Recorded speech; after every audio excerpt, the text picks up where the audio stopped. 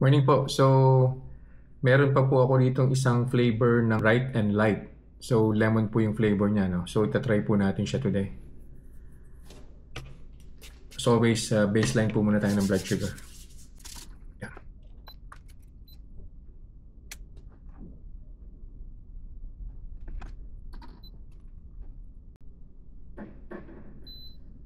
Yan. 108 po yung start po ng blood sugar natin. So, inumin ko po si Bright and Light. And then, babalik po ulit ako after an hour to check po yung blood sugar spike.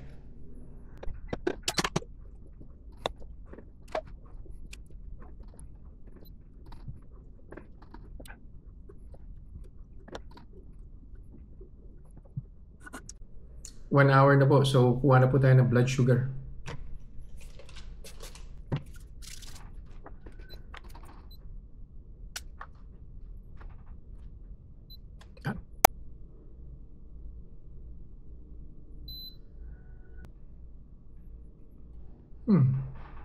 I think 108 po ba tayo kanina or 106 po yata. Now it's 121.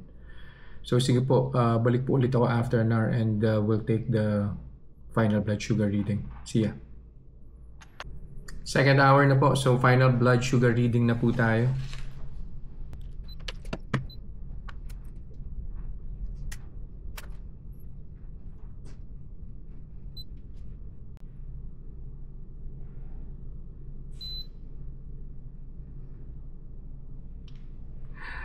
So instead na bumaba po siya, tumaas pa po siya, no? So from 108, 121, now it's 126.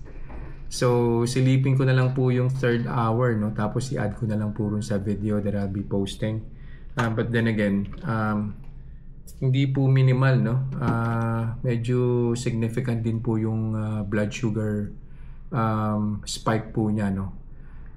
Again, with this kind of drinks, no, we have to be very cautious kasi pag hinalo na po natin yan sa kinakain natin, it can trigger a higher blood sugar spike. So yun lang po for today. Thank you for watching.